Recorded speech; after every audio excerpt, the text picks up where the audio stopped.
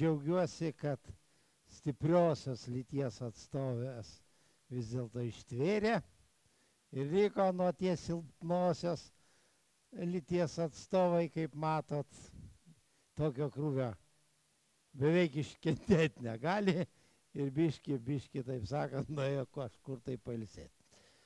Na, ne visi, bet didžioji dalis. Taigi jau visai nedaug liko mums.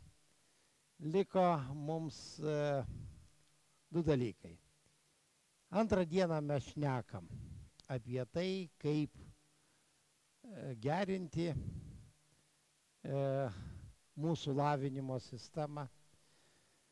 Mes, kaip jūs girdėjot, kad ne šiaip įsigalvojam patys, dažnai ant manęs švietimo sistemos atstovai ir vadovai pyksta, kad aš amžinai kažką tai įsigalvoju, kažką tai įsimastau ir taip pas mus viskas gerai, pas mus daugiausiai mokosi žmonių ir taip toliau, ir taip toliau.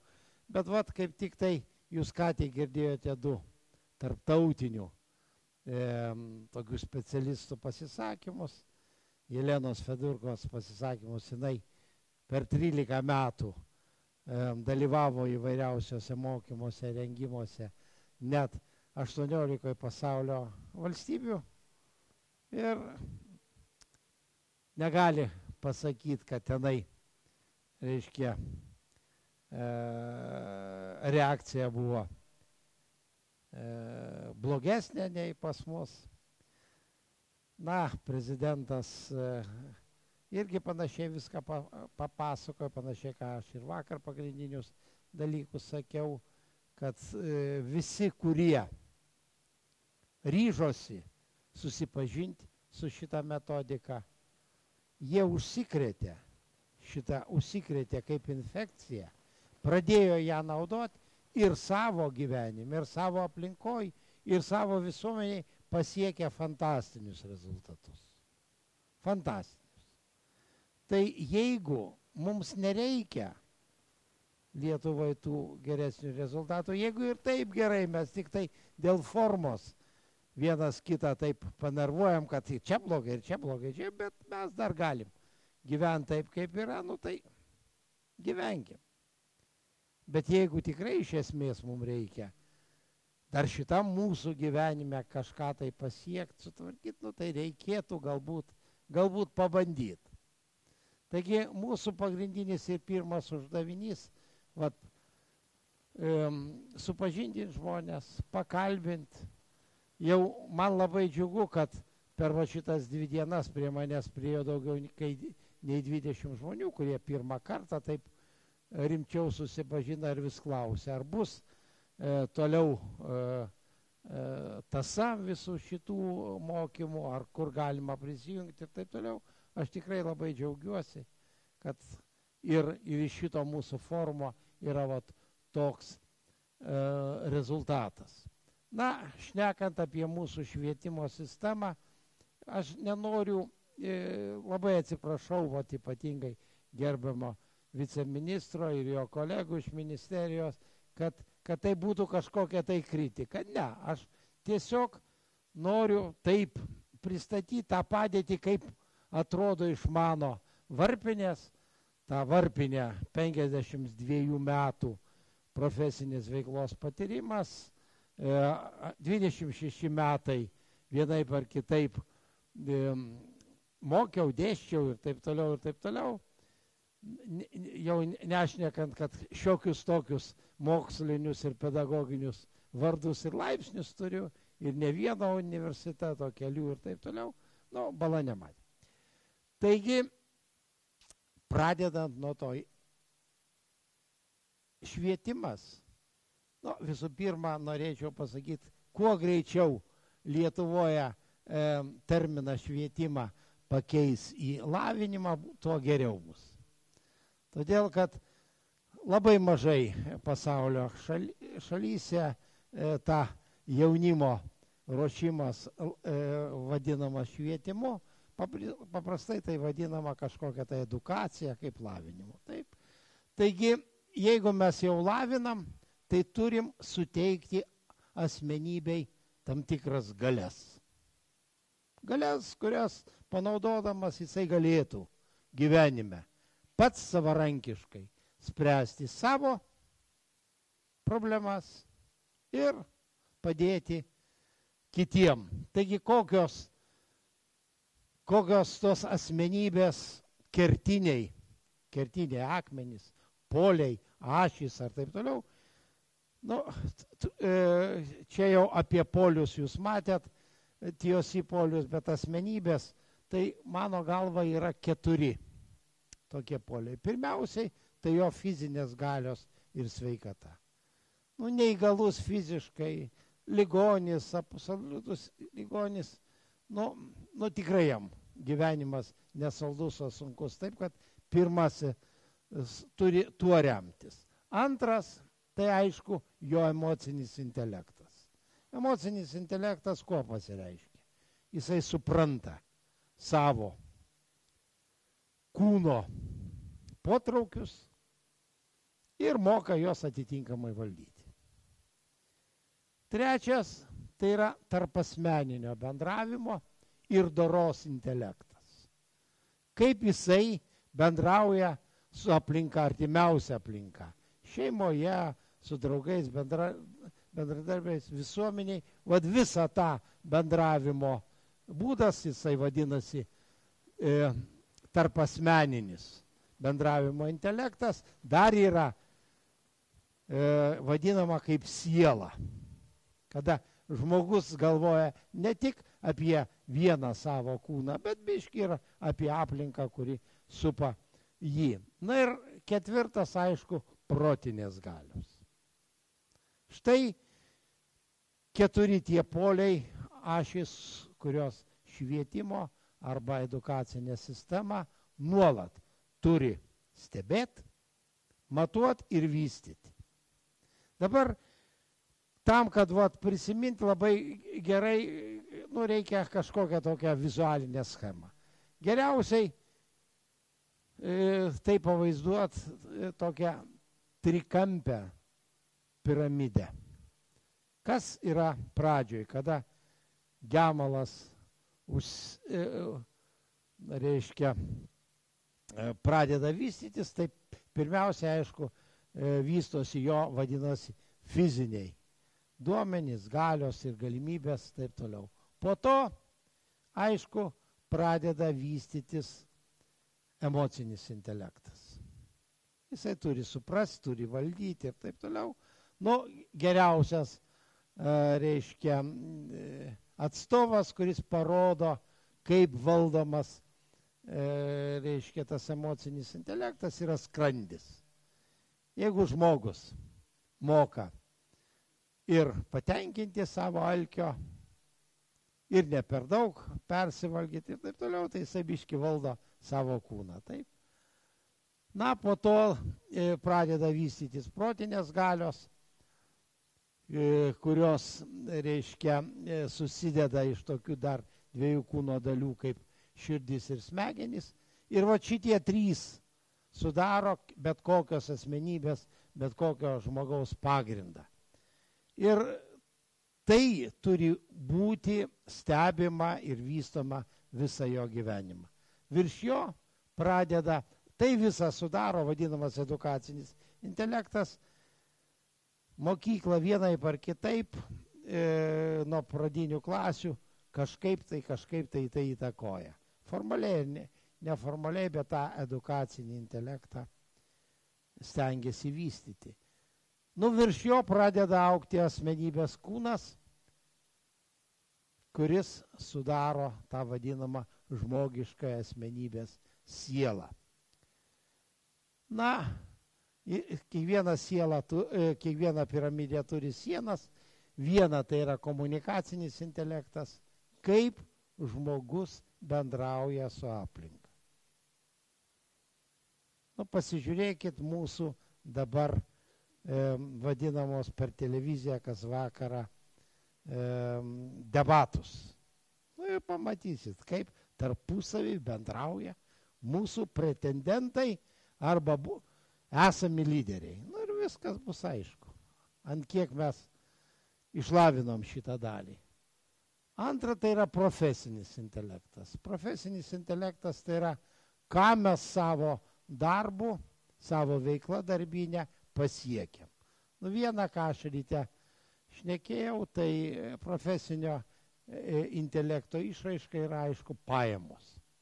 Kiek mes sukūrėm produkcijos ir kaip jinai pagerina mūsų gyvenimą. Jeigu Lietuvoje dauguma ir super patenkinti savo darbo rezultatais, tai aš daugiau nekomentuosiu ir tegul tai būna toliau. Bet kadangi čia visi davė duomenys, kad ne visi patenkinti. Ir tų nepatenkintų yra biški daugiau nei patenkintų. Tai reikėtų kažką tai tiem nepatenkintam biški padėti. Tai ir dabar visą šitą piramidę, jeigu pasuksim, atsiranda dar viena siena, kuri civilizuotoj visuomeniai pasireiškia finansiniu intelektu. Kaip jisai pasireiškia? Iš veiklos mes turime generuoti pajamas, jos įsireiškia pinigais. Ir kaip mes elgiamės su pinigais, kiek mes jų turim, ar pas mus jų didėja ar mažėja, ar turim problemų, ar neturim, iš karto galim spręsti apie savo šitą intelekto dalį. Jeigu Lietuvoje visi sakytų, pas mus pinigų per daug, kam jų reikia, viską, kiek mums reikia, mes turim, aš nieko toliau nesakyčiau. Bet kada pradedi šnekėti su daugeliu, visi sako, ir čia trūksta, ir ten trūksta, ir biudžete trūksta, ir švietimo sistemoje, ir medicinoje, visur daugiausiai sako, kad trūksta. Jeigu trūksta, tai reiškia, ne pinigų trūksta. O ko? Finansinio intelekto. Būtų to finansinio intelekto, atsirastų, nes pinigai tai yra pasekmė. Taigi, ką turėtų dabartinė mūsų švietimo sistema savo strategijoje turėti? Pirmiausias, tai, ką mes šnekam, jau antrą dieną ir rytoj dar šnekėsim. Pirmiausiai, tai visi mūsų visuomenės nariai turėtų būti apmokyti ir naudoti savo gyvenime efektyvų mąstymą ir harmoningą bendravimą su aplinka. Tai yra su žmonėmis ir gamta. Jeigu jie būtų apmokyti ir visą šitą gerai darytų, tai tikrai pas mus tie rezultatai bent sparčiai gerėtų. Taigi, kaip kiekvienoje veikloje, labai svarbu naudoti įrankius. Nes mes žinome per visą žmonijos istoriją, kol žmogus naudoja tik ragus ir nagus, kiek jisai galėjo padaryti. Pradėjo naudoti ietį, peilį, kauptuką, plūgą ir taip toliau, susikūrė valstybės, sako Europą, dėl ko lenkia visą pasaulį pagal savo įsivystymą, todėl kad pirmoji Europoje atsirado toks įrankis kaip plūgas, kitos šalis, Afrika iki šiol pagrindinai kauptuką naudoja ir dėl to atsilieka savo įsivystymę. Taigi mąstyme irgi būtina naudoti įrankius. Įrankius mąstyme. Toks atrodo logiškas klausimas, bet kokius įrankius? Ir TOC šitas apribojimo teorija būtent sukūrė tuos 6 įrankius, kurie labai palengvina visų beveik problemų sprendimą, efektyvumą ir taip toliau. Paprasčiausiai tie, kurie ir ežiukui suprantami gali būti ir naudotini, tai reiškia ir darželio vaikai pradeda ir gali naudoti, o jau nekalbant apie aukštesnio amžiaus žmonės, tai yra 3 TOC for Education įrankiai, kurie vadinasi loginė pasekmių šaka, ambicinio tikslo medis ir įsisklaidančio konflikto debesis. Tai reiškia, mes apie tai jau 2 metus reiškia spausinam, kviečiam ir darom projekte, kuris vadinasi TOC for Education Lietuvoje. Yra toks tinklapis, kas dar jame nebuvo, prašom apsilankyti, pamatys. Antras tai yra edukaciniai gebėjimai. Nu, aš apie tai nešnekėsiu, edukaciniai gebėjimai tai yra visų mokyklų prioritetas, tai išmokyti kalbėti, išmokyti skaičiuoti, išmokyti pasisemt, susiras žinias, visas tai yra neblogai, taip. Bet tas turi užsibaigti, kaip visą šitą, ką mokykla duoda, iš karto panaudoti gyvenime.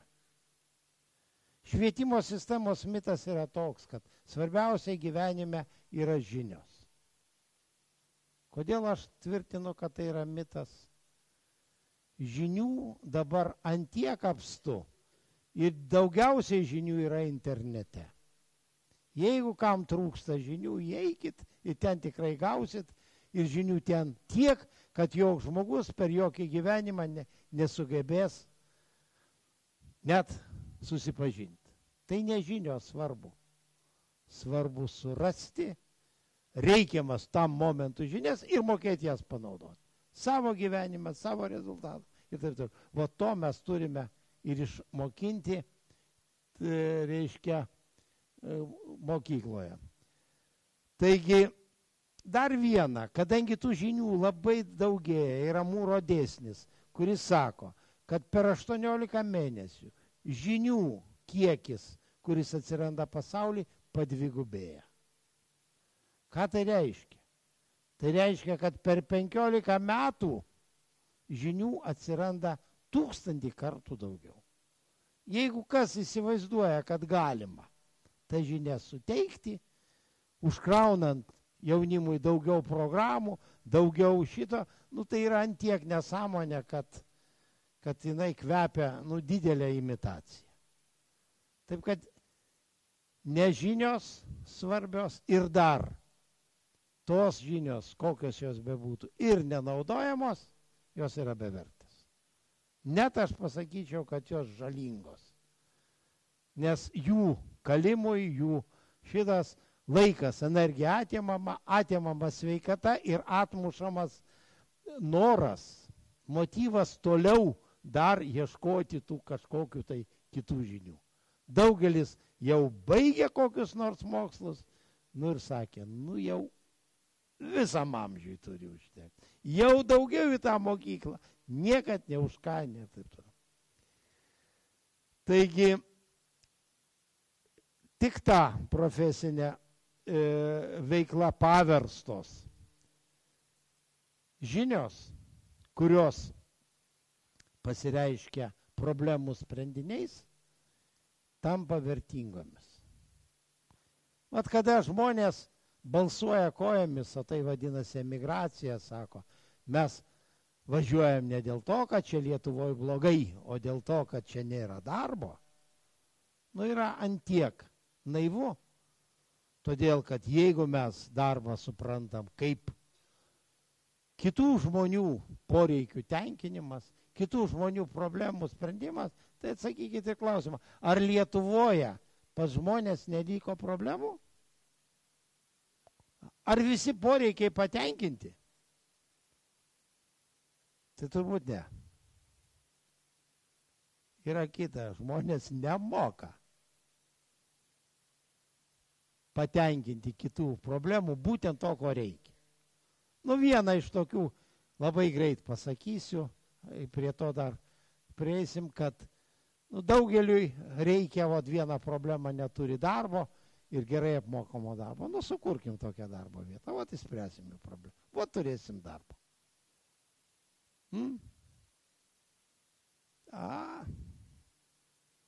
Taigi, antrasis, papildantis švietimą, ko dabar nėra bendrasis gebėjimas, tai būtent profesinės vertės ir unikalumo ugdymas. mes turime jaunimą išmokyti profesinės veiklos, kad kurtų vertę ir kurtų taip, kad jie būtų geriausi, kad niekas pas kitus nenorėtų eiti, nenorėtų važiuoti pas užsienio darbdavius dirbti. Taigi, profesinė veikla ir vertė pasireiškia visada rezultatais. Ir toks banalus rezultatas pajamos. Jeigu darbo vieta sukuria pajamos, vienaip ar kitaip tas darbas vertingas. Jeigu nesukuria, ilgai reikia aiškintis, labai ilgai reikia aiškintis, ant kiek ta darbo vieta ir pats darbas vertingas. Taigi, studentam aš visada sakau, jūs mokykitės to, kad galėtumėt geriau įvaldyti jungtuką ir. Ką tai reiškia? Tai reiškia, kad dirbtumėt mažiau ir mažiau, o uždirbtumėt daugiau ir daugiau. Aš sako, ne, mums tėvai sako atvirkščiai, jeigu nori daugiau užsidirbti, daugiau dirbti. Aš manau, kad tai yra neefektyvus dalykas. Dabar dar vieną. Mūsų beveik, man nepavyko mūsų įstatymuose tos surasti apibrėžimo, kas tai yra tikrojo darbo, esminio darbo esmė. Mokykloje to irgi nemoko. Visi norim dirbti, daug kas dirbam, bet vat esmės negalim, taip sakant, paaiškinti ant pirštų. Daugelis tai supranta kaip užsiėmimą. Užimtumą yra net tokie rodikliai. Kaip funkcijų vykdymas, kaip drausmės laikymas, kaip pareigų vykdymas ir taip toliau ir taip toliau. Ryte aš jį irgi šnekėjau, pabandžiau surasti darbo kodekse, kas yra darbas. Kodeksas 300 straipsnių rašo apie kažką, tik apie patį darbą, nieko nėra. Dasiprotėkit patys. Taigi, mano galva, darbas tai yra veikla dėl naudos kitiems žmonėms. Jeigu su savo veikla sukuri naudą kitam, tai yra darbas. Jeigu su ta veikla sukuri savo, tai ne darbas, tai yra savitarna. Ir nevadinkim to darbu. Darbas tai veikla, kuriant naudą kitam, jie už tai užmoka. Užmoka ne tai, kad tu padarėjai savo, ką nors gerą. Įsivaizduojat, pats savo pasidariau ir kiti už tai dar man sumokėjo. Fantastika. Taigi, prasmingas darbas privalo kurti tą vertę, kurią įvertina kiti žmonės. Ir jeigu tas darbas sukuria naudą kažkam, tai kitiem, tai tokia veikla privalo būti atlyginta. Jeigu ne, tai neturėtų būti atlyginta. Atleiskit man, neturėtų būti atlyginta. Socializmas, aišku, iškreipia visą šitą situaciją, iškreipia. Neseniai skaičiau internete aforizmą. Kas tai yra socializmas? Socializmas, kai labai daug dirbantis, vidutiniškai dirbantis, mažai dirbantis ir nieko nedirbantis uždirba tiek pat. Ko jūs juokėtės?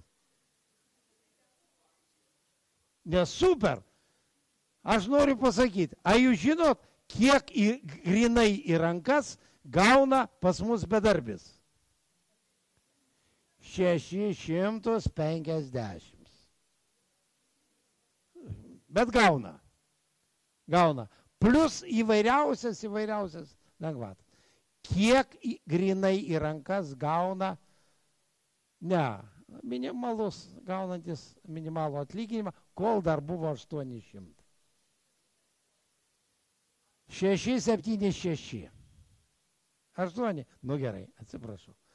Tai 28 litus daugiau nei tas bedarbis. Tai už 28 litus reikia 161 ar 5 valandas dirbti, kažkur važiuoti, ir praras visas lengvatas.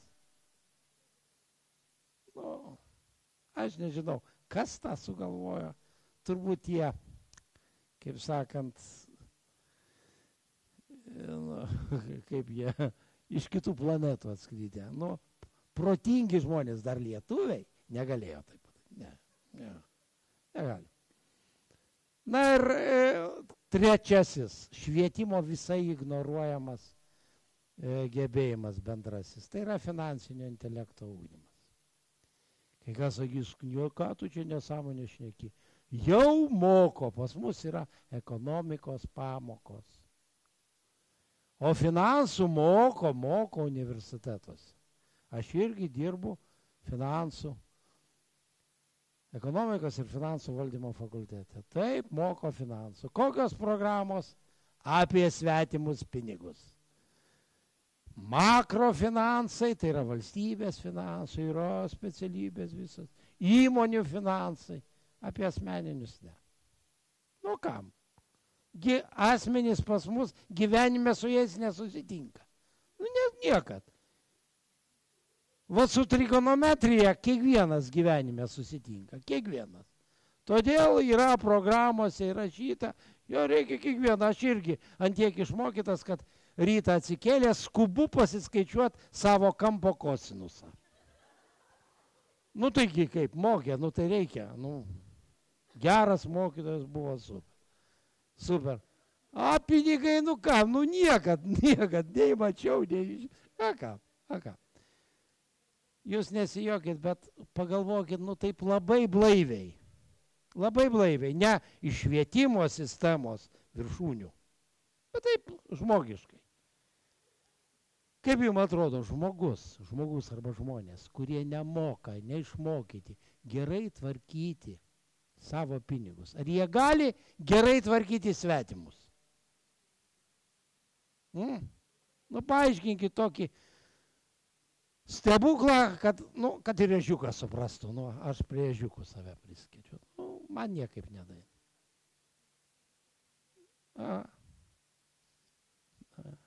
Jo, tai tik Seime. O čia... Taip. Gerai. Tai vat finansinis ugdymas turėtų prasidėti. Turėtų prasidėti nuo pirmųjų klasių per visą laiką ir visą laiką turėtų pasitobulinti. Aš jau ryte irgi sakiau. Gyvenam kapitalizmo epochoje. Labai visi norėjom, su dainom, su šitą perėjom prieš 22 metus. Kapitalizmo epochoje pagrindinis veikėjas, kozerinis veikėjas yra kapitalistas. Nu, dirba ne tik jis ir visi kiti su kapitalu. Kiek mes išauginom kapitalistų per 22 metus? Nu, apie 3-4 procentus. Kiek mes padidinom Lietuvoj kapitalo? Nu, sunku, nėra tokios apskaitos, bet pagal mane beveik nieko. Nu, tai mes siūlom žaisti kortų žaidimą, kuriame kozerių nėra, neauginam kozerių. Jis sako, nu, žaiskit be kozerių ir jauskitės, kad jūs išlošit. Taigi, finansinis intelektas tai yra žinios ir gebėjimas išvelgti savo ir kitų žmonių finansinės problemas, padėti jas įspręsti. Nu, paprasčiau sakant, tai yra gebėjimas valdyti tuos savo pinigėlius, kurie taip sunkiai patenka į mūsų rankas, taip stipriai apmokestinami. Taip stipriai apmokestinami, taip. Bet juos valdyti taip, kad niekad mums jų netrūktų. Ir be šito gebėjimo įvyksta natūralus rezultatas. Pinigai visada teka ir visada teka į vieną pusę. Iš daugelio finansiškai neišprususių tų menkų piniginių kišenių į išpūstas sąskaitas išprūsus. Tai jeigu mes nemokom, tai kodėl paskiau sakom, kad toks tekėjimas nuolat yra. Na, finansinio intelekto svarba aiški, todėl kad įgalina sumažinti išlaidas, tas, kurias ir taip patiriam, išmoko generuoti didėjančias pajamas, išlaisvina fizinės jėgas nuo sunkaus darbo, nereikia važiuoti į Ispaniją, į šiltnamius tenai dirbti per karščius, taip arba į Angliją, braškių lysvėse ir taip toliau, ir taip toliau. Ir svarbiausiai padidina intelekto sudėtinių dalių vystymo ir ugdymo spartą. Ketvirta švietimo sistemos spraga. Jeigu jau mes ugdom, tai ugdom ką? Būsimus samdinius. Taip ar ne taip? Jie vadinasi specialistai, jie vadinasi tenai vadybininkai, nežinau, visokio, mokytojai ir taip toliau, taip toliau. Nesvarbu, kaip jie vadinasi, bet faktiškai jie yra samdiniai. Jeigu mes ruošiam kaip samdinį, specialistas pirmiausiai, ko siekia baigę mokslą, gauti darbą. Gauti. Tai sakau, mūsų sistema augina darbgavius. Totaliai. Nu, jeigu laisvai visuomeniai kažkas tai ir daug nori gauti, tai kitą pusę kažkas turi duoti. Tai kas duos tą darbą? Laisva valia. Nu, valdžia. Nu, valstybinį darbą tai. Valstybinį. Bet ne valstybinį, kuriame kuriama vertė ir taip toliau. Pagrindinai, kas duoda?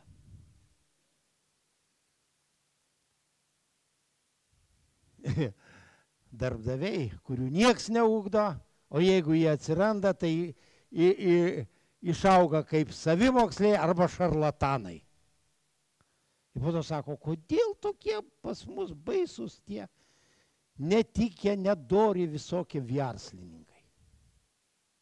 O kas juos mokė? O kas jas ruošė? Jie išaugo iš Gariūnų, iš visur ir taip toliau. Nu, kokia tauta, tokie vadovai, tokie ir verslininkai. Bet reikia tą daryti tiksliniai. Iš viso tokia švietimo sistema per visą pasaulį išbalansuoja darbo rinką. Pastoviai kasmet išmeta vis daugiau darbgavių ir neruošia darbdavių. Nu ir tada tie, negaudami, būna nepasitenkinę, kelia riaušes, vieną iš tų labai gerai, kai jie išvažiuoja kitur. Ir dažnai skaitau, oi kaip gerai pastaruosiais metais pas mus bedarbystės procentas nukrito, išvažiavo. Ir džiaugiamės, kaip gerai mes Lietuvoje pasiekėm. Taigi, išmintingo darbdavio, tokio doro darbdavio, efektyvaus yra labai svarbus, į jį reikėtų būtinai. Na, aplamai visa mūsų veikla turi turėti orientaciją į derlingą profesinės veiklos dirvą. Taip, kad besimokantis iš karto turi numatyti, ką visi šnekėjo šiandien. Matėt, ypatingai užsieniečiai visi sako, kad kiekvienas turi numatyti savo tikslus ir mokėti juos pasiekti. Mes turime tą ir paskatinti. Kiekvieną jauną žmogų nuo 12 metų, jau 14, aš sakau, biški pavėluota, jeigu tai pradėtų. O kas sako, baigia aukštąjį mokslą, jisai dar nežino, ko jis gyvenime nori. Daugintis, kaip jisai žino, o ko gyvenime pasiekti, jisai dar nežino. Nu, palaukit, mąstyt, Žmogus pradeda nuo 3 metų. Ir jeigu iki 23 dar nemoka, nežinau, ką jis darė 20 metų. Nežinau. Taigi ateities įžvalga labai svarbu. Ir mokantis visada reikia prieš akis turėti tą ateities viziją, ją prognozuoti, jai ruoštis, ją variantus pažiūrėti, scenarius ir taip toliau. Visi, kas turi tokią viziją, visada jiem gaunasi kažkaip geriau. O tas, kas neturi, kartais studentai, aš dėstau, tarp kitko, universitete asmeninius finansus, asmeninius. Vienintelis universitetas, kuris moko dar ir asmeninių pinigų. Ir ateina studentai, aš jų klausiu, ar turite finansinių problemų? Ne, kol kas neturiu, tėvai visus dengia. Tai neturiu, tai reiškia, kam mokytis tų finansų? Gerai, sekantis klausimas. Jeigu bus gyvenime, kaip jūs jas spręsit? Atsakymas, kaip bus, tada kaip nors pažiūrėsit. Viskas labai gerai. Taigi, darbo vieta visada turi leisti atsiskleisti tam talentui, visom gerom galimybėm ir visas tas per vertės kūrimo principą. Taigi, išmintingas darbdavys turėtų būti pas mus kaip siekiamybė, kaip kiekvieno profesinės veiklos viršūnė. Kiekvienas visada man sako, ką tu čia šneki, ne visi gali būti darbdaviais. Taip, aš sutinku. Vienu metu negali būti.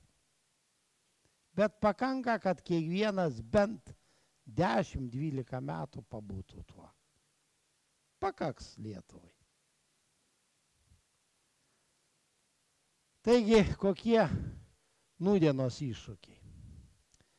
Mes dar niekaip negalim atsikratyti socialistinės industrijos epochos tom paradigmom ir ideologijom ir taip toliau. Ta, reiškia, įskiepijo mitą, kad mumis kiekvienu turi pasirūpinti valdžia. Turi pasirūpinti, jeigu ne kiekvieno, tai daugumą. Net magistrantai dabar rašydami darbus, kaip čia gerinti ateitį Lietuvos, pagrindinis verdiktas. Valdžia turi pasirūpinti kiekvieno Lietuvos gyventojo arba daugumą ir taip toliau. Aš visada jau užduodu klausimą. Ar turi valdžios telefoną? Jeigu turi, aš paskambinsiu. Aš nebijau niekam paskambinti. Neduoda man to telefono. Sakau, jeigu valdžia neturi telefono, tai čia kažkokia tai fikcija, taip. Tai jinai ir nepasirūpins tavim. Taigi, kiekvienas, jeigu jisai, neapsigimęs. Yra išimčių, sako, yra apsigimusių. Statistika rodo 2-3% būna tokių, arba protiškai, arba kažkokiu, tai taip. O visi kiti 97-98 visada yra normalūs, kurie pagal visas biologinės ir kitas, reiškia, duomenys gali pasirūpinti savo egzistenciją. Gali. Kodėl jie nepasirūpina? 2 sąlygos. Pirma, jie nemotyvuoti. Antra, neišmokinti. Trečia, jiem ir taip gerai duoda. Kol duos, tai kam?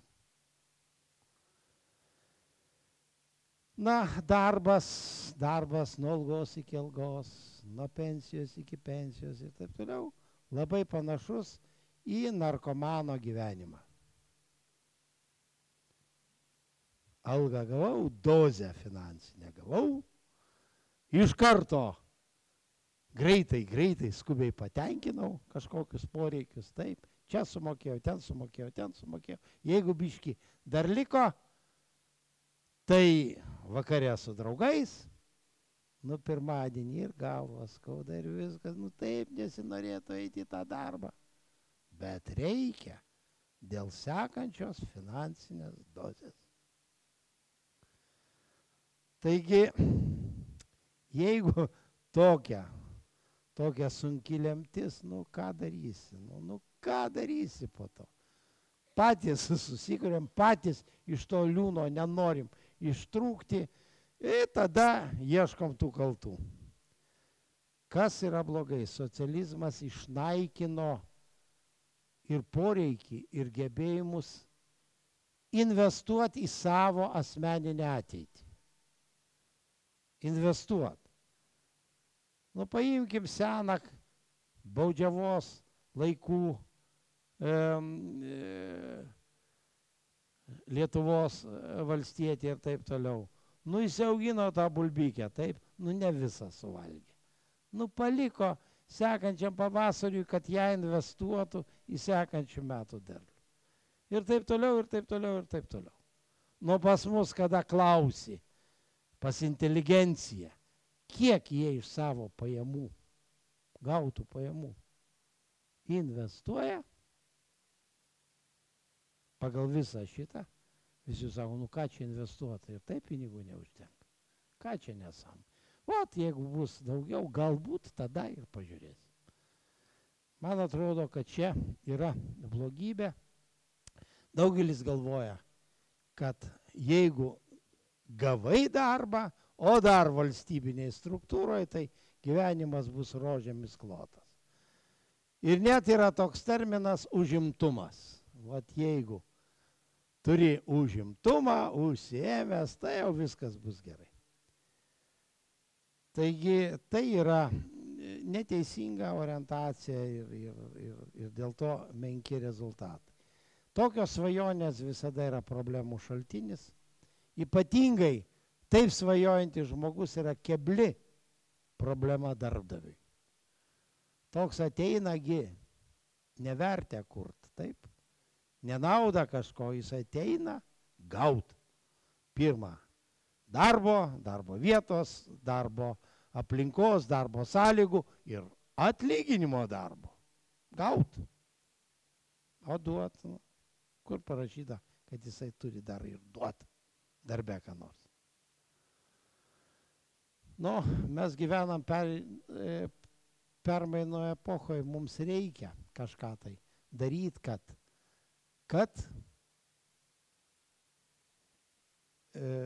šiek tiek būtų geriau. Labai pasakysiu vėlgi tokią liūdną naujieną. Jeigu jūs sekat, tai per pastarąjį dešimtmetį skurdėjimo tempai Lietuvoje padidėjo. Labiausiai skurdėja vidurinė klasė. Labiausiai skurdėja inteligencija. Kodėl taip? Čia vėlgi reikia pasiaiškinti. Šposininkai šposauja. Jeigu nenori skurdėti arba nori turtėti, mesk bet kokią mokyklą. Nes kuo mesk, nesimoky. Tai yra aišku nesąmonė. Visi, kurie šiandien šnekėjo, visi jie sakė. Nesakė, kad reikia mokytis mokykloje. Negirdėjo, taip? Jie sakė, nuolat reikia tobulėti. Reikia nuolat tobulinti, ugdyti savo gebėjimus, kurie leis įspręsti tas visas problemas. Tai kodėl mūsų inteligencija nemoka įspręsti savo ir kitų problemų?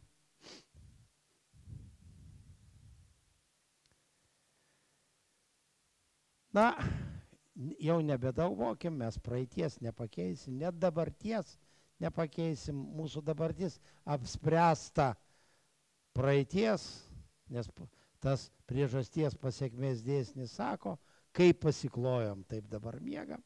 Vienintelį, ką mes galime dar įtakoti į mūsų aplinkos vaikų ir anūkų ateitį. Kokiu būdu? Vadovaukimės iškiliausių žmonių per istoriją patarimais. Aristotelis pasakė, tik teisingi veiksmai gali pagerinti mūsų padėtį.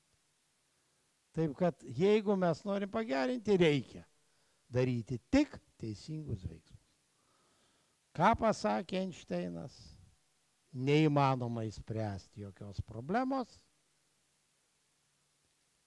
naudojant tuos pačius mąstymo ir veiklos metodus, kurie atvedė prie tos problemos.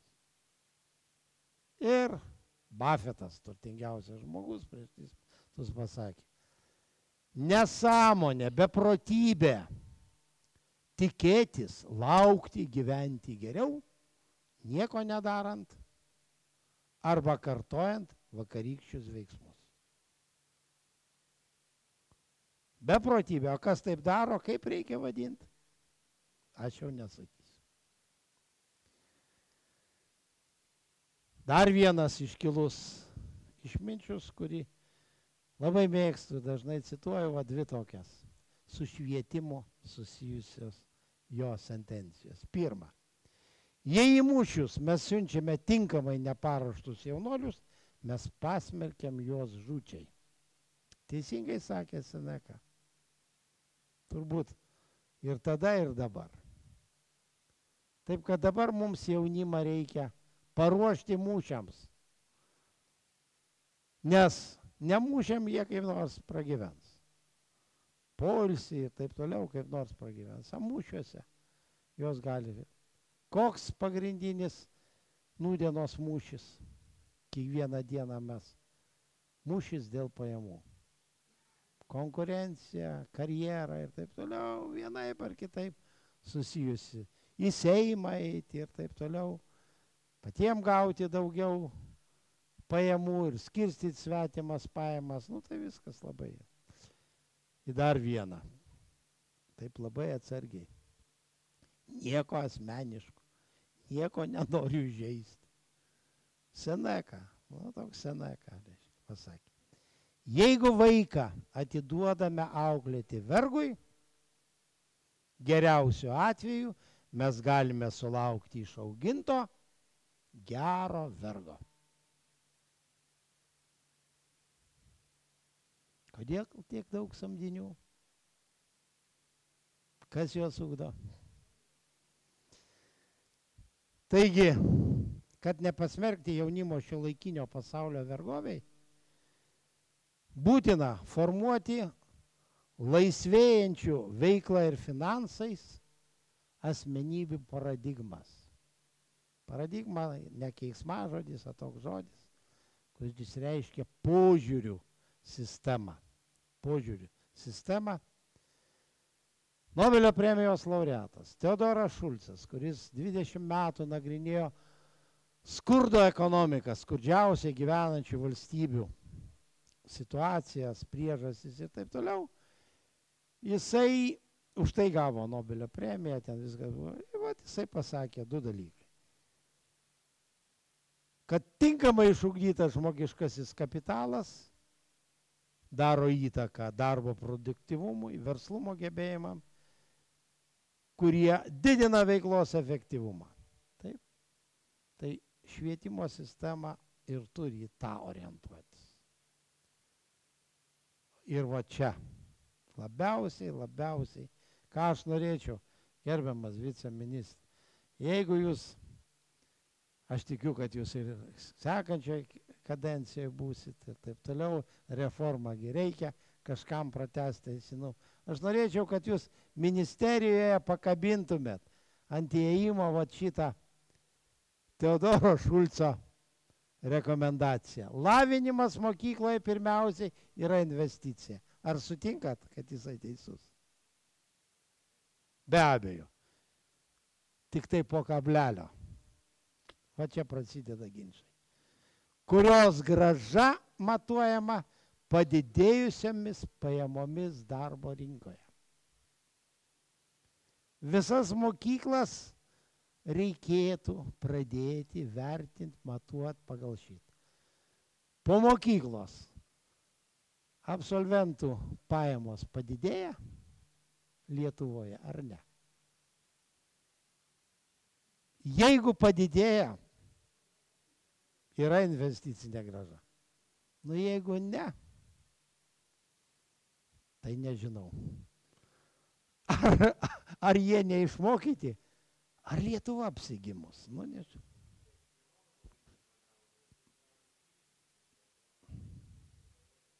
O, mano mama. Maladžiai.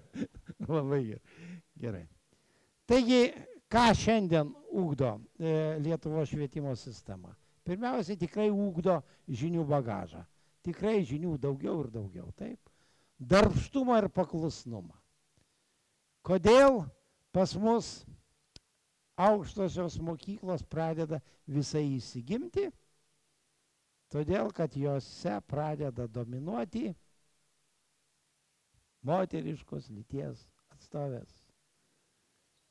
Jos genetiškai taip sudarytos, kad jos a priori darbštesnės ir paklusnesnės. Vat mes pagal šitą ir varom. Vat kas darbštus, tas to geresni rezultatai mokykloje. A kas biški toks ne, prie tinginio, nu vat nesigauna. Taip. Dar viena. Mokykla spaudžia ir lavina tikėjimą vyresniųjų gerais ketinimais. Kad jeigu vyresnieji, tai yra mokytojai, valdžia, nu jau tik gerais ketinimais viską daro. Dėl to tikėkite, a prioriai.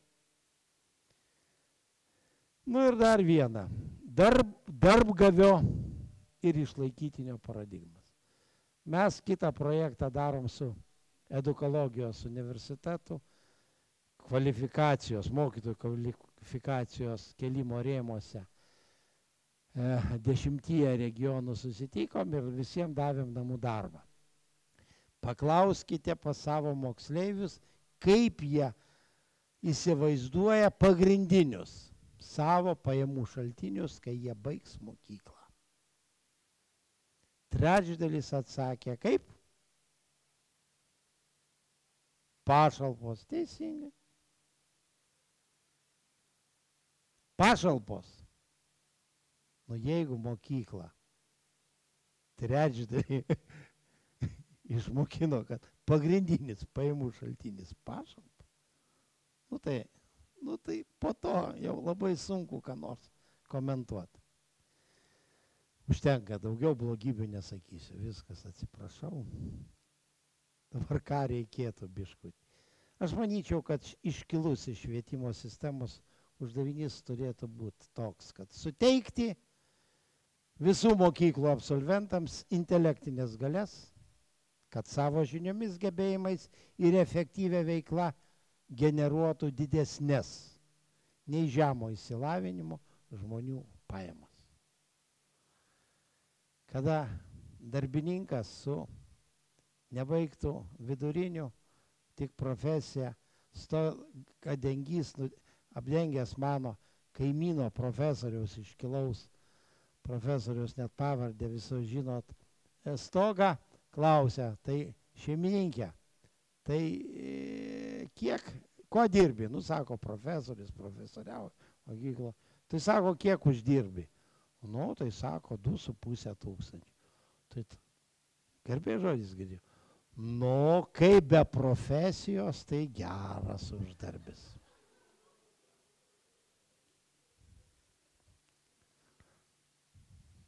Nu, sako, mano pajamos tai yra nuo 5 iki 8 tūkstančių.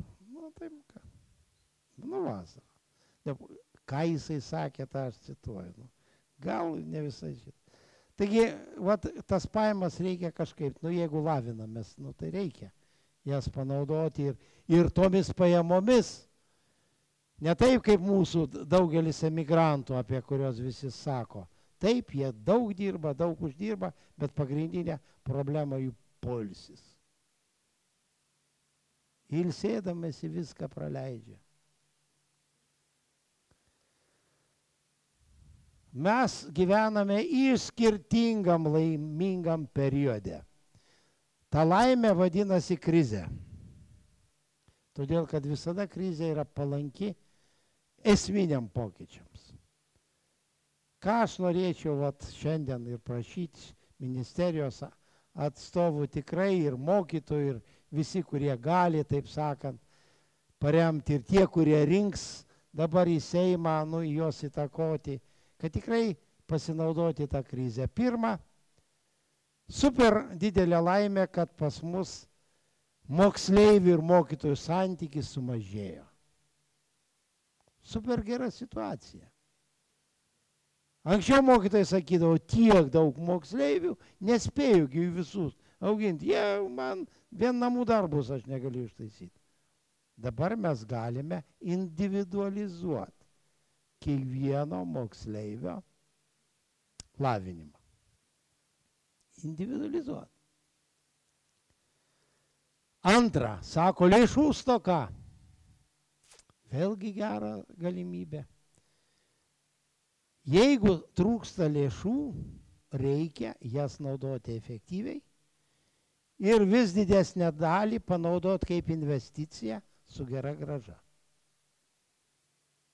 Tai jeigu bulvių trūksta, tai reikia jų daugiau sodinti ir stengtis, kad derlingumas būtų didesnis. Ir bus daugiau bulvių.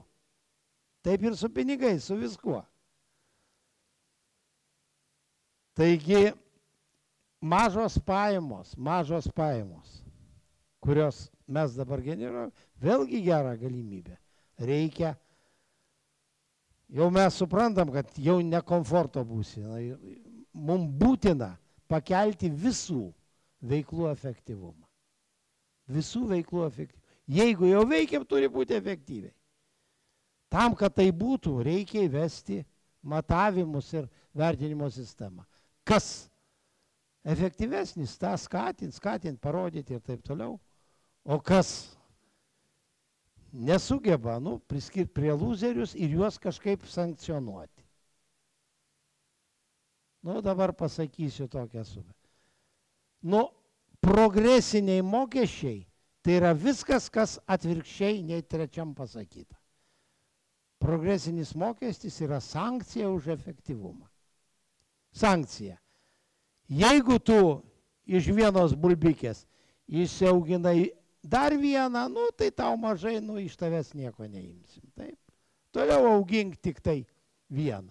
Bet jeigu tu dirbai dieną naktį, daug turėjai šitą ir įsiauginai 3, tai 2 reikia atimti.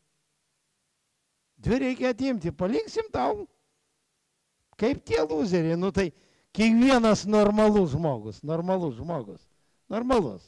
Ne, šitą jis sako, kam dirbti, kai galima. Ką darėm, socializme taip. Socializme taip ir buvo, bet dabargi 22 metų. Ne. Tai va, kartojant, reiškia, tas antras, kaip švietimo sistema turėtų būti paversta investiciniu procesu. Mes įdedam pastangas, energiją, laiką, pinigus, turim žiūrėti grąžą. O ką mes iš to gavom? Jeigu mūsų iliuzija, kad reikia užimti kažko, tai žmonės, kad, tai turim užimtumą, o rezultatų neturim. Taigi, aš manau, kad tai tikrai įmanoma, tai nėra nieko super sudėtinga, tai yra pasiekę daugelį pasaulio šalių ir pirmiausiai tos šalis, kurios seniai pradėjo naudoti apribojimo teorijos metodus, todėl kad tenai viskas paprasta, bet biški kitaip. Viskas žiūrima į priekį, ką daryti, kad būtų rezultatas ir nedaryti, kur nėra rezultato. Ačiū uždėmesi.